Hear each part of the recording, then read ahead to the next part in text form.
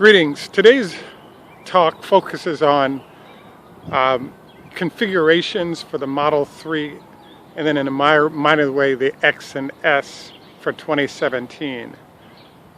Bonjour, wie geht's? Wie steht's noch immer aus Beinen? Strasvice, guten Tag, buongiorno. This is Greg for Tesla Fan Insight. Today's talk focuses on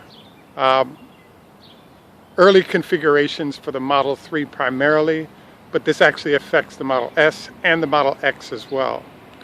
And I'm calling this my Swedish edition. The reason I'm calling this is that one of my viewers pointed out that he lived in Sweden and some of the rules that might apply for how to choose the color of your vehicle might not impact Nordic countries because there's so many months of darkness.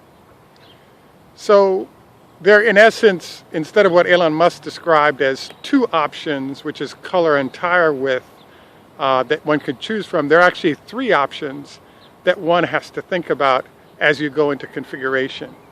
The first of those is car color. So what I wanted to point out in the case of car color is the difference between a white and a black car is as much as 50 degrees of temperature on the skin of that vehicle.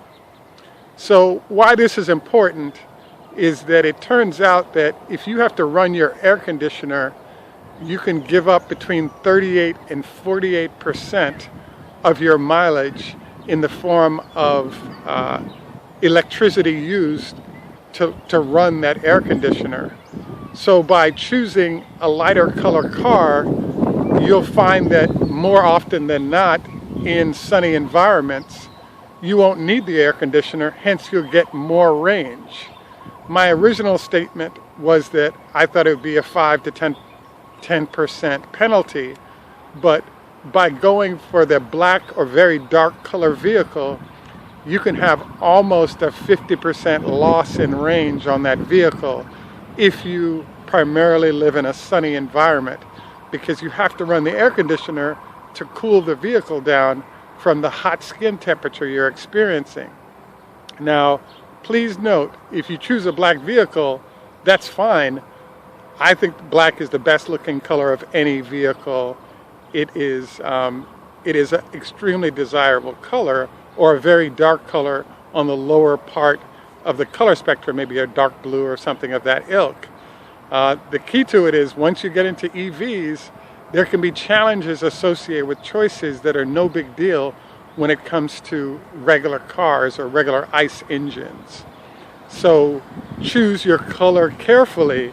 Another thing to research, I was surprised to learn, is, for example, in the UK, 25% of the vehicles sold now are white in color.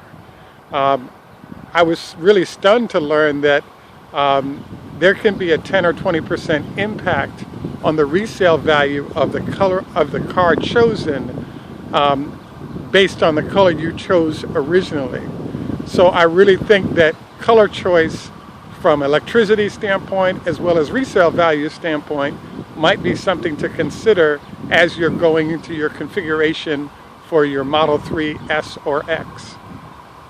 The second thing I wanted to note is that if you are in a climate that's very cold, I think the inclination will be towards any color you want, including black. I also wanted to note that in the dark, it's easy to pick up a white vehicle quickly, and in an emergency situation, one can just glance and see the white vehicle, where black vehicles may blend in with other objects and therefore be harder to see and therefore possibly more accident prone. The next thing I'd like to cover on the configuration is Elon Musk talked about width of tire is another option you might have. Tesla offers tires 19, 20, 21, and 22 inches is the range. I believe that for the Model 3, the offerings will be either a 19-inch tire or a 21-inch tire. It might even be only the 20. They'll be providing rims that are consistent with this. Tesla actually has 3 different kinds of rims that you can choose from. And my suggestion is, if you're going to spend the extra money, go for the lighter rim, because the less weight your vehicle carries, the better it is in terms of the distance you get from that vehicle. The final area that I'd like to cover on this is to review what's going on with your choices on autopilot. So my understanding, based on seeing what's done on the X and S, is there are 3 levels you can purchase. You can go for the $4,000 standard. First of all of the vehicles now come with all of the hardware for autopilot built into the vehicle. The question is, will you activate it?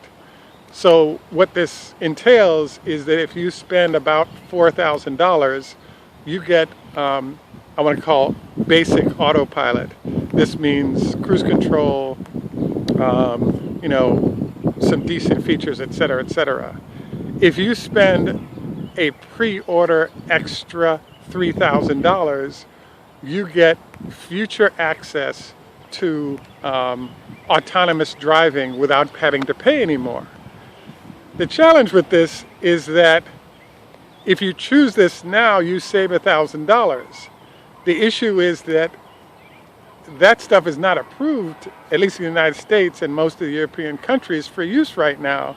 So you're having to pay now for something that may be 1 or 2 years off from you having approval to use it.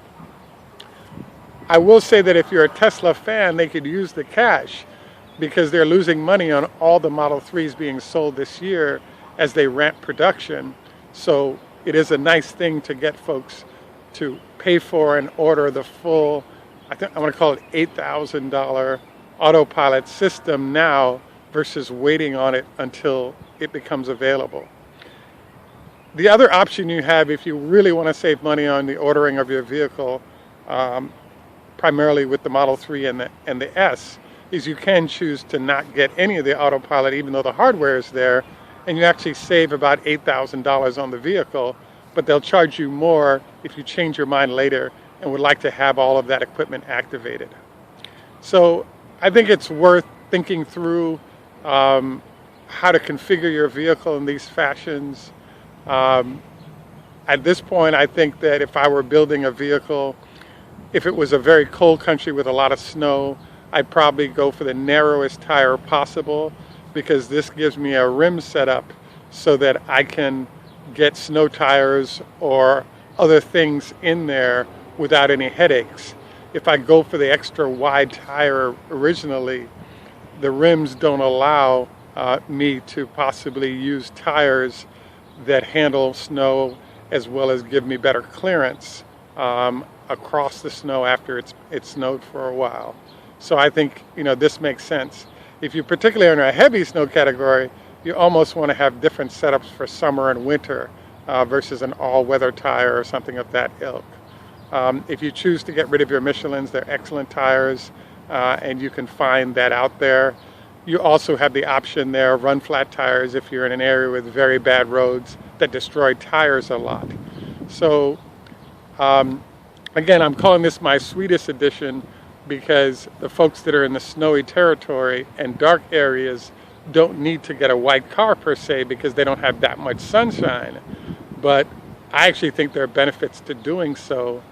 If you're in an extremely hot climate, be mindful of the fact that a very hot car not only affects how much air conditioning you're going to be doing, but as the battery gets really hot, that also cuts your range as well. So it's a double dip. And this is why you see that most vehicles in very hot environments tend to be white, because it makes for a very uncomfortable living. Thank you again for taking time out. Dankeschön. Merci beaucoup. Please like and subscribe. We're also could use help on Patreon.